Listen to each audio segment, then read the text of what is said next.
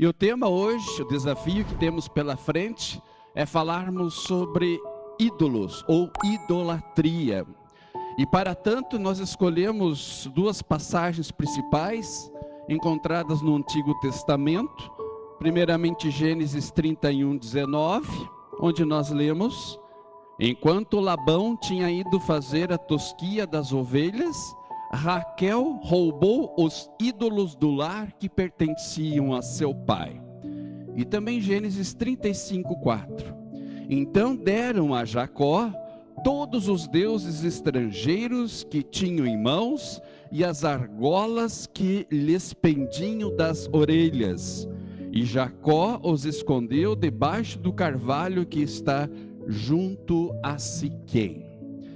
Que Deus abençoe o meditar dessa palavra essa que hoje tem como tema: identifique e destrua os ídolos do lar. Amém?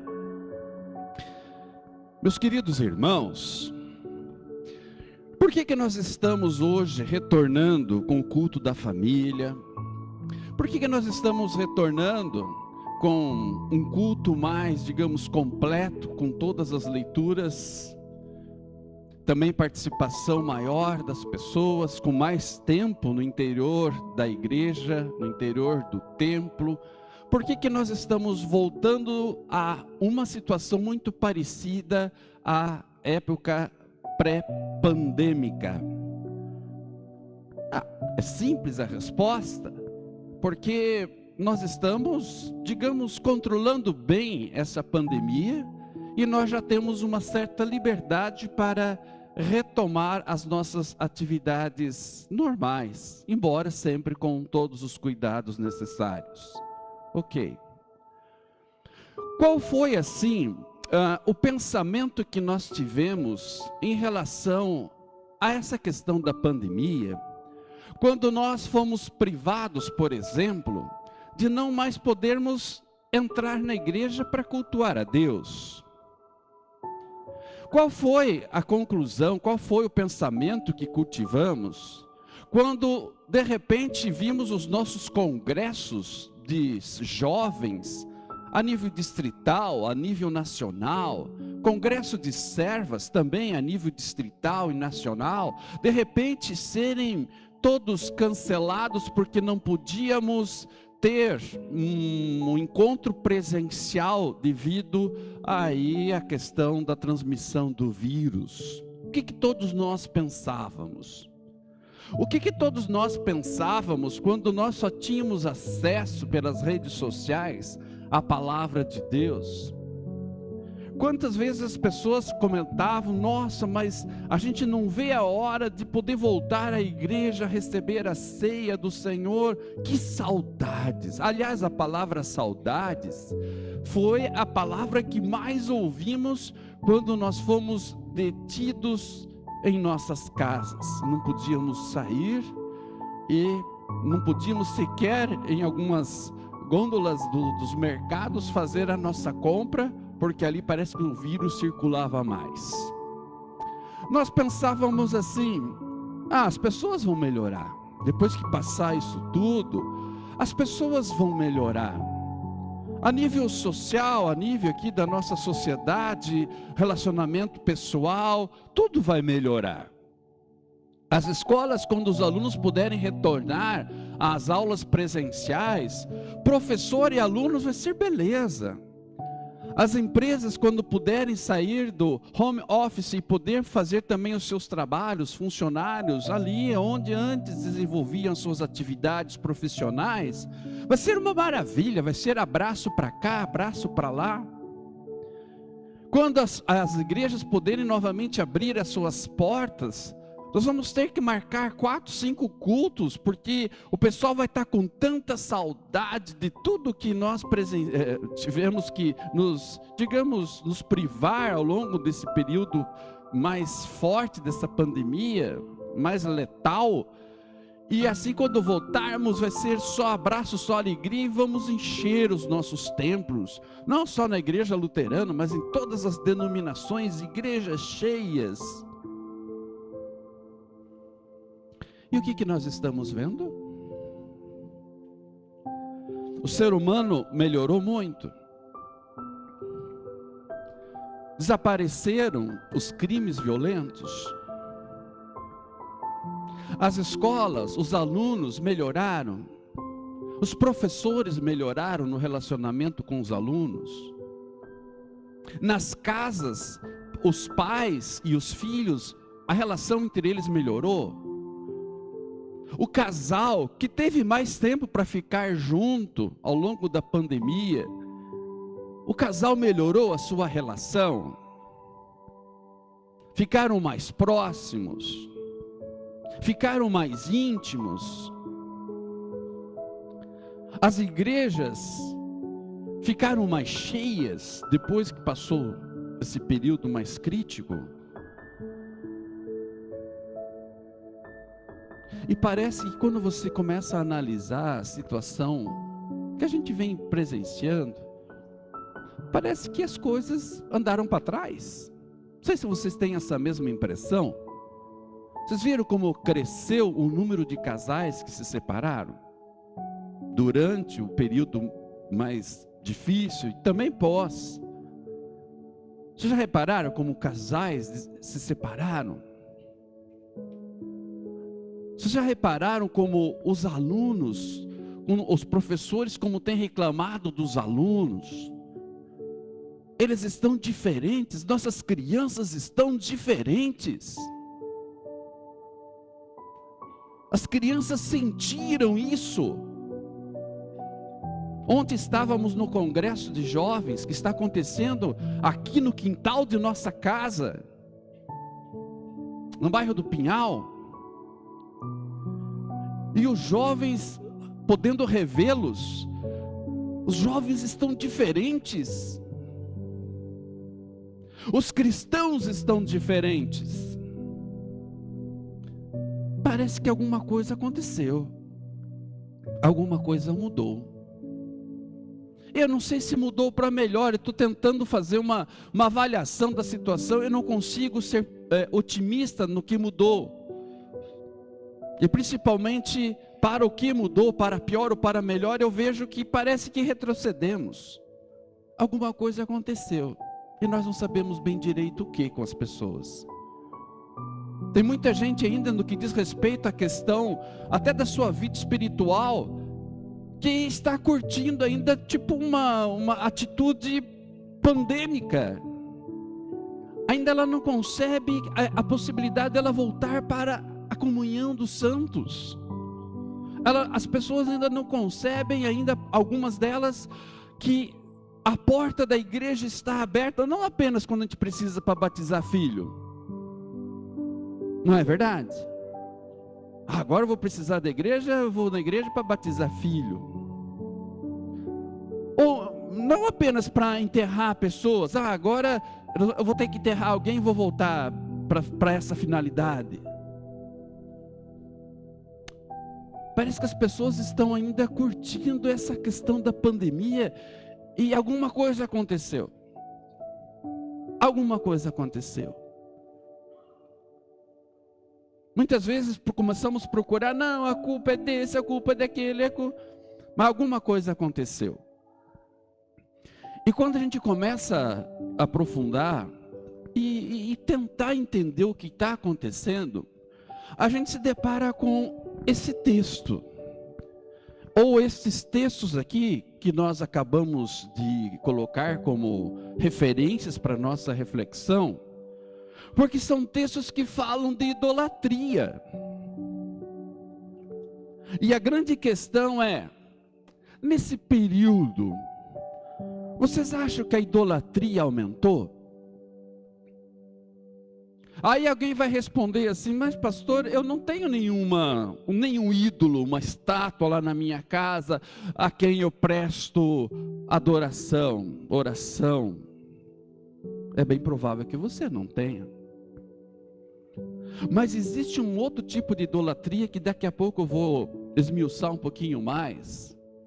E eu desconfio que de repente é por aí que a coisa tá pegando, que é a idolatria disfarçada.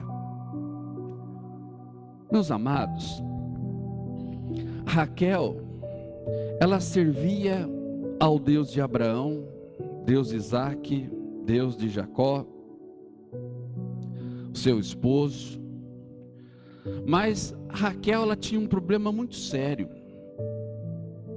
Raquel ainda acreditava em ídolos, os ídolos do lar, que seu pai tinha guardado e não deveria tê-lo feito. E esses ídolos, eles representavam os pecados, os costumes, as heranças espirituais das famílias que os filhos aprendiam com os seus pais e de seus pais.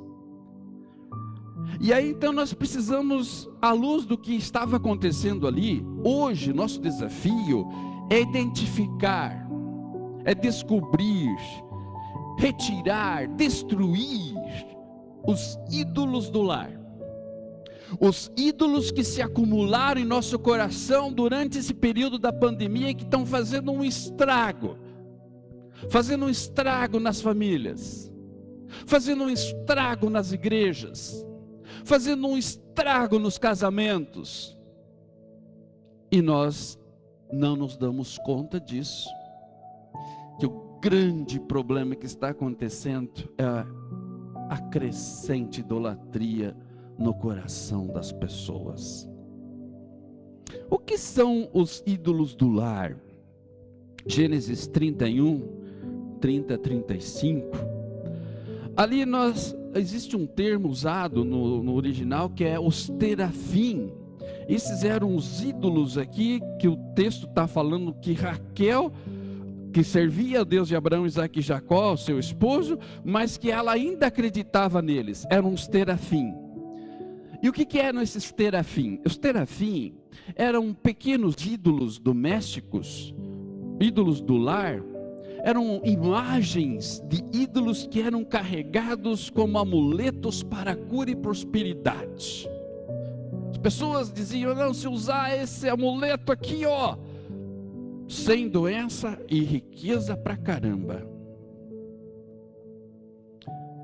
E esse ídolo acompanhava as famílias por gerações.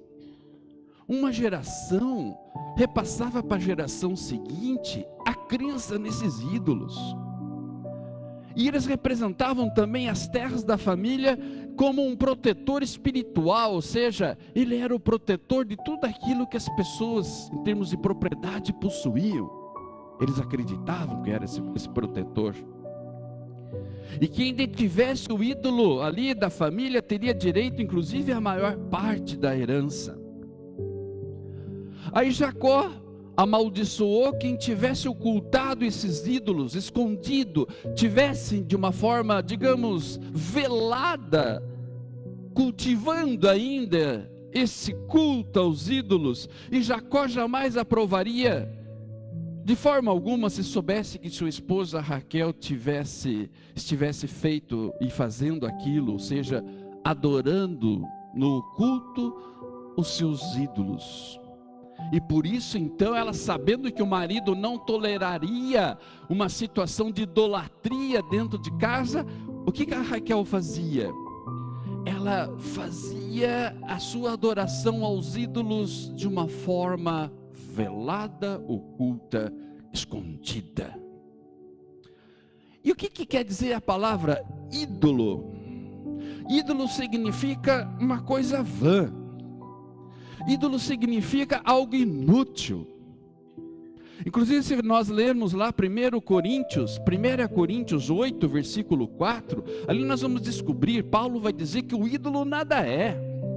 Ele diz isso, gente. O apóstolo Paulo diz que existe um único Deus, e todos os que são chamados de deuses, versículo 5 de 1 Coríntios 8, todos os que são chamados de deuses são meras criações humanas. E aí o apóstolo Paulo, ele vai trazendo à tona aquilo que a Bíblia escancara aos nossos olhos, de que a idolatria é condenada. Inclusive no primeiro mandamento nós lemos isso, nós aprendemos isso na instrução de confirmandos, foi a primeira coisa que a gente decorou. Eu sou o Senhor teu Deus, e não terás outros deuses diante de mim.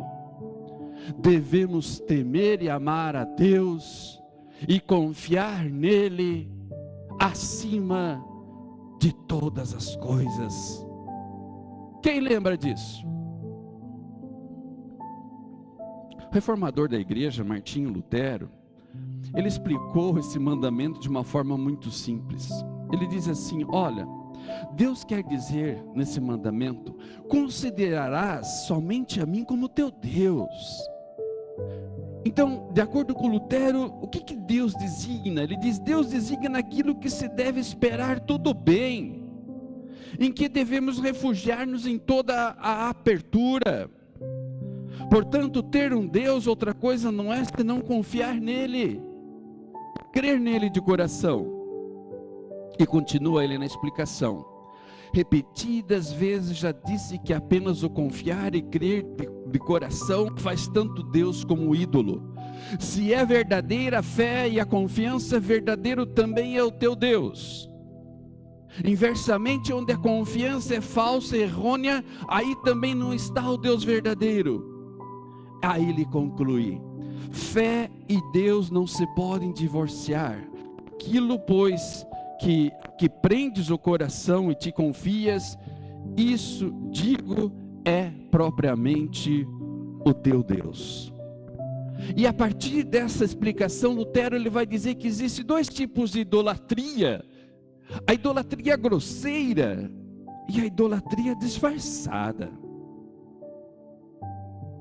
Idolatria disfarçada não é necessariamente aquilo que Raquel estava praticando. Na verdade, ela estava praticando uma idolatria grosseira, mas escondida.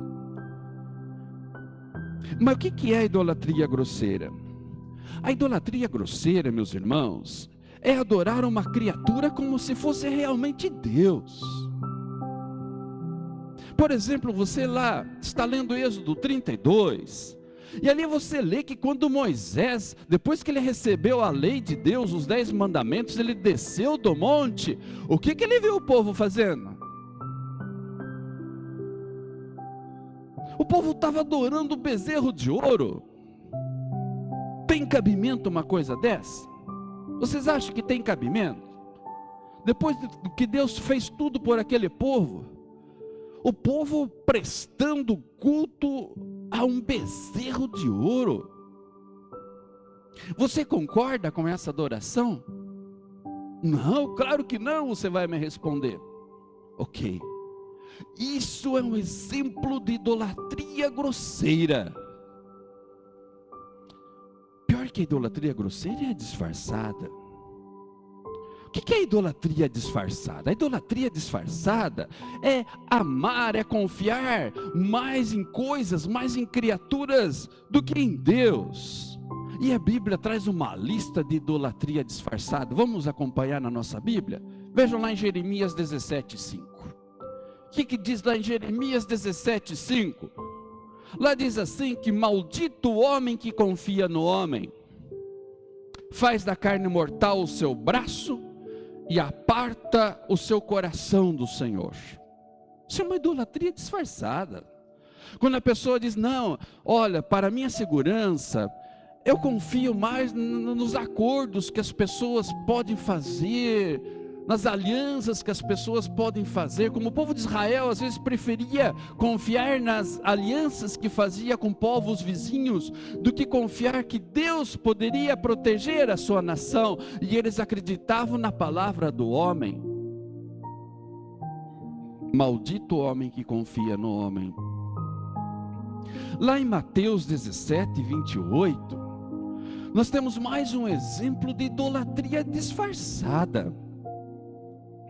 Ali, Jesus diz: não temais os que matam o corpo e não podem matar a alma. Temei antes aquele que pode fazer perecer no inferno tanta alma como o corpo. Aí você se pergunta: mas onde é que está a idolatria? Aqui. Eu vou dar um exemplo para vocês entenderem esse ponto. Vocês sabiam que quando Pedro negou a Jesus, ele estava cometendo uma idolatria disfarçada? Vocês sabiam disso? Vocês já pararam para pensar sobre o que aconteceu ali? Vocês se lembram do fato, não lembra? Sim ou não? O que aconteceu ali, meus irmãos? Pedro, ele negou Jesus uma vez? 2 vezes? Ele negou Jesus quantas vezes? 3. E por que Pedro negou Jesus? Porque ele estava com medo. Ele tinha mais medo do que os homens pudessem fazer contra ele, do que confiança de que Deus iria protegê-lo. Isto é uma idolatria disfarçada. Quando as pessoas têm mais medo de outras pessoas e de outras coisas do que confiam que Deus vai dar a segurança que a pessoa precisa, mais medo do que confiança em Deus. Idolatria disfarçada. Filipenses 3,19, Novo Testamento. Outro exemplo de idolatria disfarçada.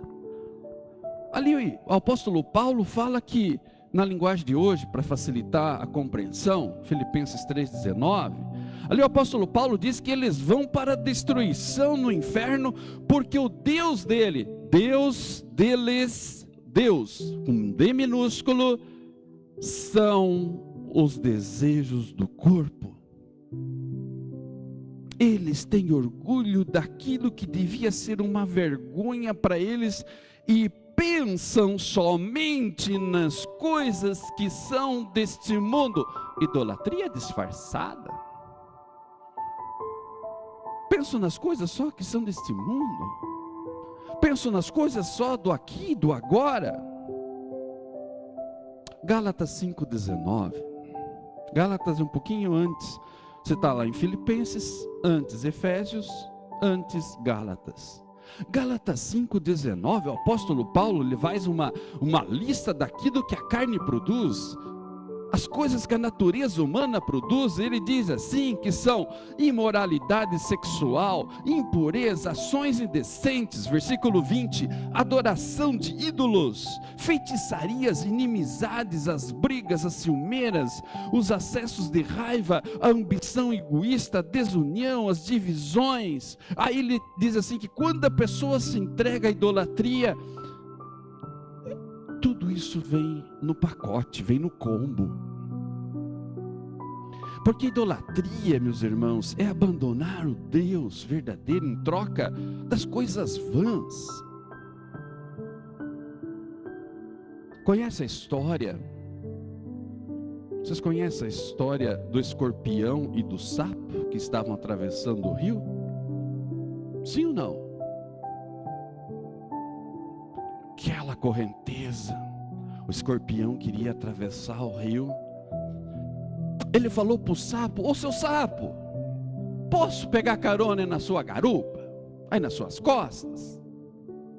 O sapo olhou para ele e falou: você é tonto, cara? Eu não, você vai picar eu? Não, prometo que não. E aquela correnteza, aquele rio cheio, tossindo, que nem meu pai falava, onde a gente morava, dava muita chuva e o rio ficava quase transbordando, e de onde eu vim tinha muita enchente. Eu fui um moleque que cresceu pisando nas águas de enchente. Aí meu pai dizia que o rio estava tossindo de cheio.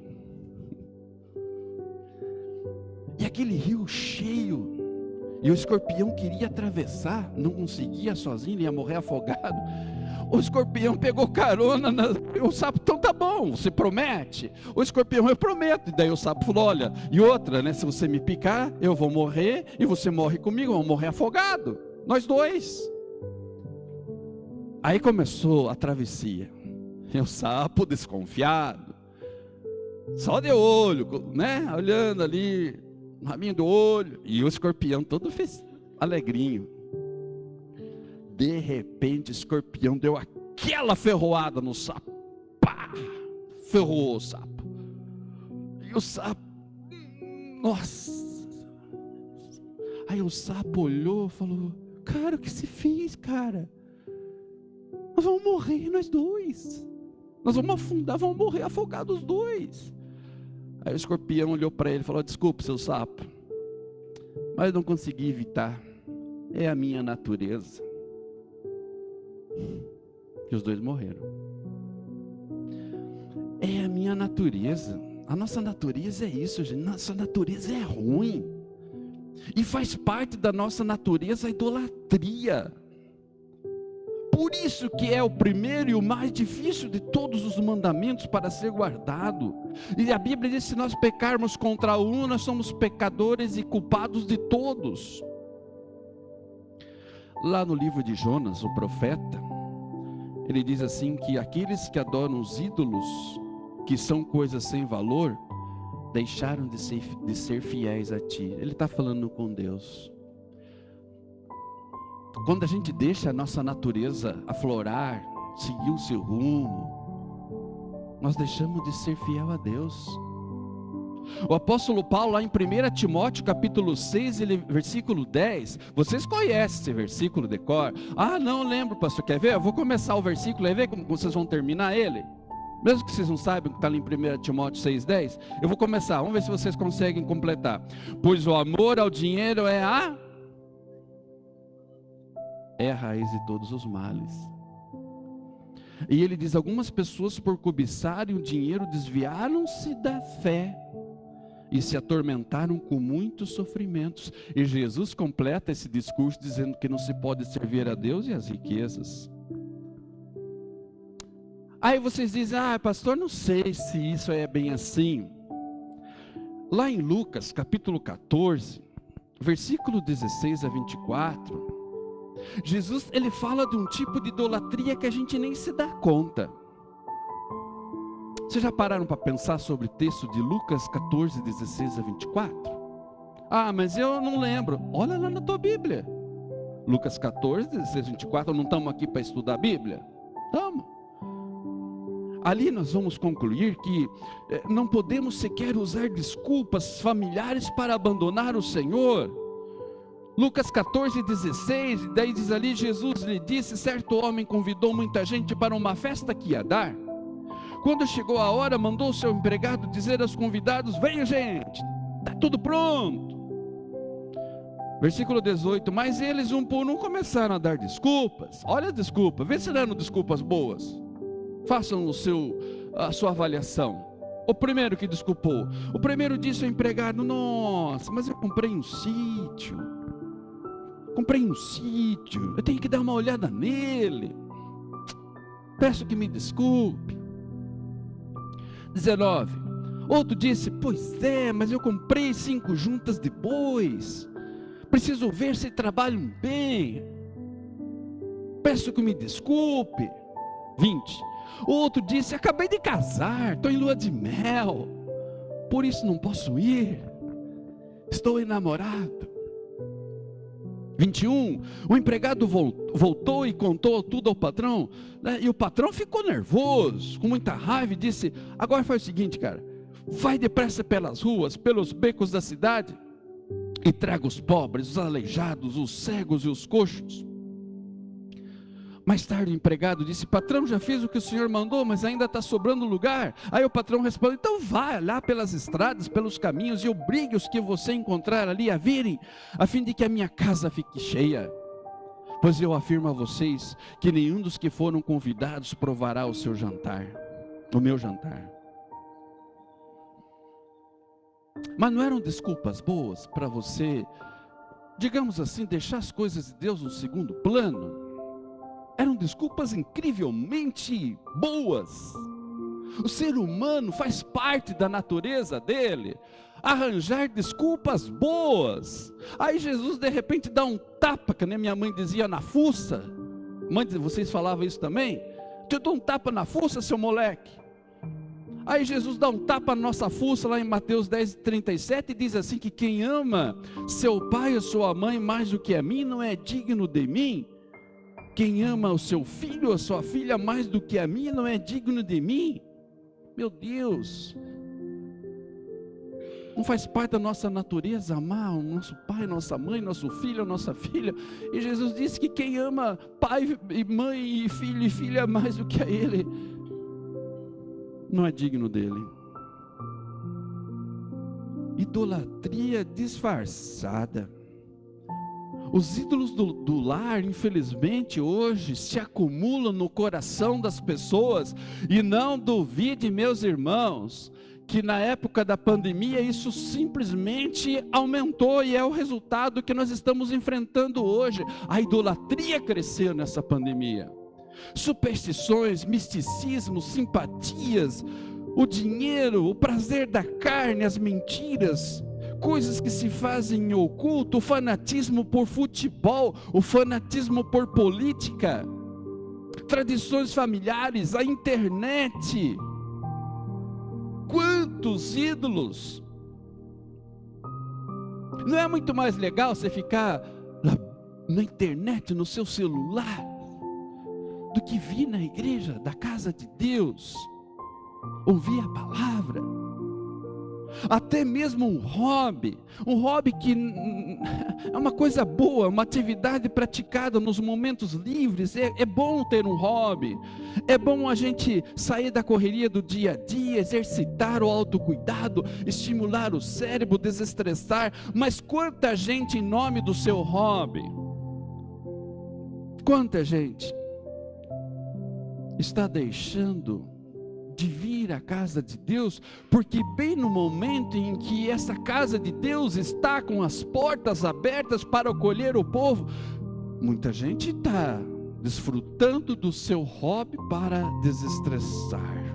Ele é mais importante do que Deus. E as consequências da idolatria, seja ela a idolatria grosseira ou disfarçada, as consequências são terríveis. Se você olhar Gênesis 35, 1 a 5 e os versículos 16 a 19, você vai ler no versículo 2 de Gênesis 31, que Jacó mandou tirar os ídolos do lar. Ele fez uma limpa. Ele manda tirar os ídolos do lar que havia no meio do seu povo. E aqui, a partir daquele momento, Jacó determinou que não aceitaria nenhum ídolo no meio de sua família. Ele percebeu que tinha alguma coisa errada também lá, e ele precisava se purificar para receber a promessa de Deus. E no versículo 5 diz que Jacó se desfez dos ídolos, enterrando-os debaixo de uma árvore em Siquém. E aí na sequência, versículo 5 de Gênesis 35, veio o terror de Deus sobre os povos da região, mostrando que Deus não se agrada da idolatria. Em outras palavras, o que a Bíblia está dizendo é que a idolatria não passa despercebida por Deus. Você não tenha dúvida, meu irmão. Em muitas famílias, as pessoas trocam o cuidado com os filhos por prazeres e vaidades, fazendo dessas coisas seus ídolos, e estão perdendo os seus filhos. Estão perdendo seus filhos, estão deixando de educá-los no caminho do Senhor, estão perdendo os seus filhos para o traficante. Estão perdendo os seus filhos para o vício. E tem pai que não percebeu isso ainda, que ele está perdendo o filho para o vício. Por isso que o filho não quer vir mais saber das coisas de Deus.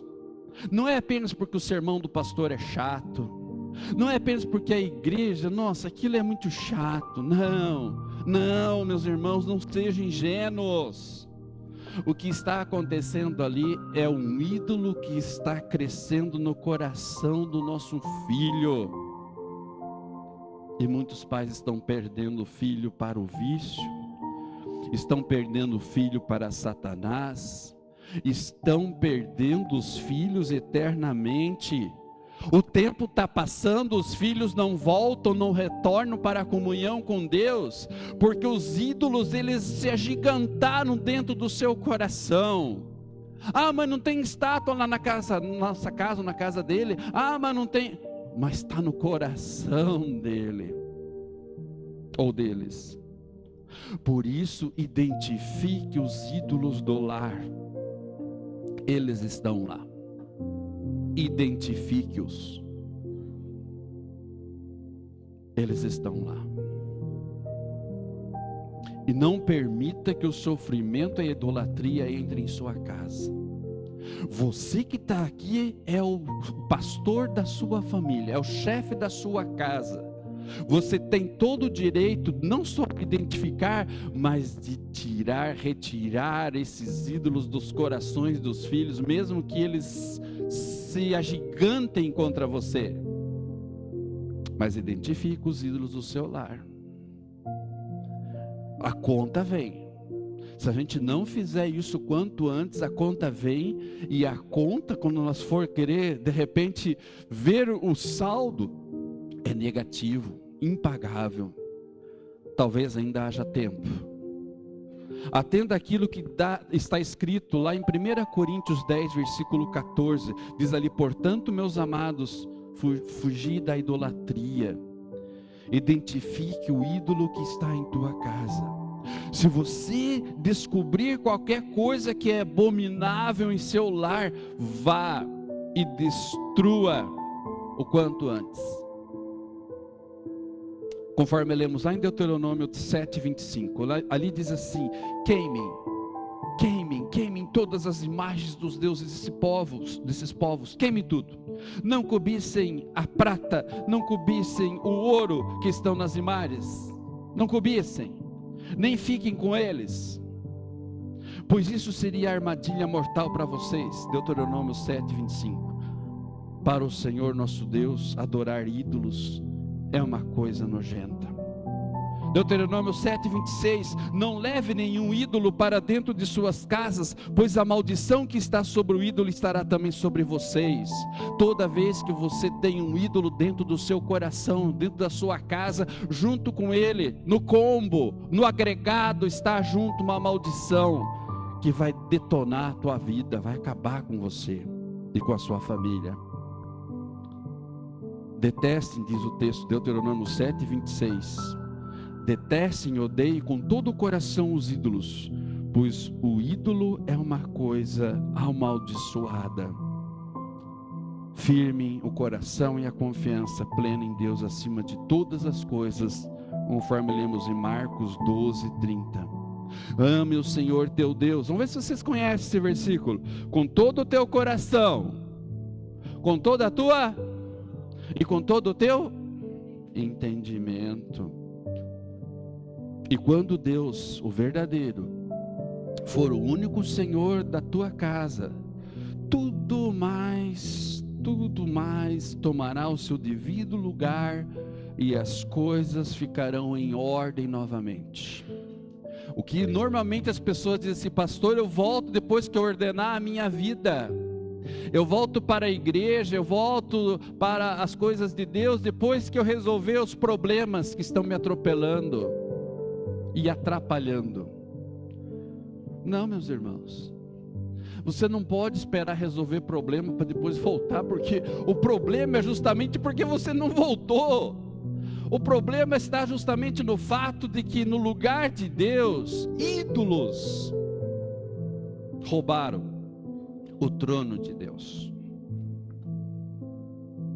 Aí você deve estar pensando: nossa, pastor, mas é difícil amar a Deus, né?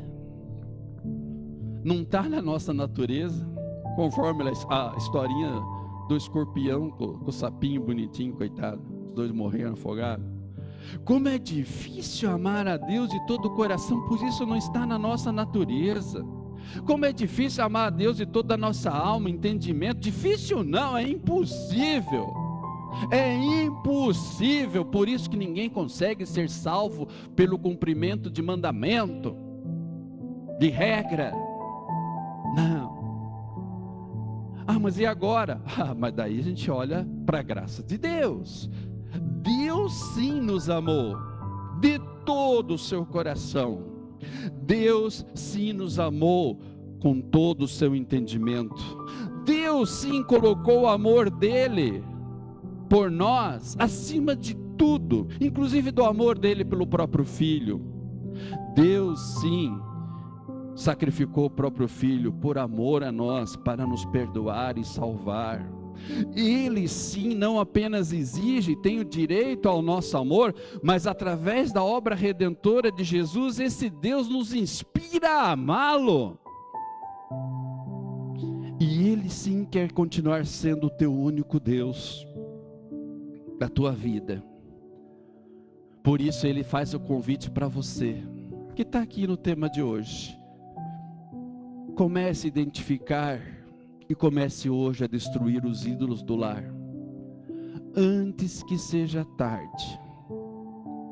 Que o Espírito Santo de Deus te habilite a tanto, te habilite a amá-lo acima de tudo, que habilite você a amá-lo acima de todas as coisas. Pela sua graça e através da sua palavra, dos seus sacramentos, Ele nos lembra e nos capacita a não amor perfeito, esse amor perfeito por Ele só no céu, mas que nós podemos amar em Deus, mesmo que de uma forma imperfeita a gente pode, e Ele quer, e Ele espera isso de nós. Deus nos abençoe, que nos ilumine, e que identifiquemos o quanto antes esses ídolos, e os retiremos para sempre da nossa vida, amém? Deus abençoe a todos. E a paz de Deus, que excede todo o nosso humano entendimento, guarde o nosso coração e a nossa mente em Cristo Jesus para a vida eterna.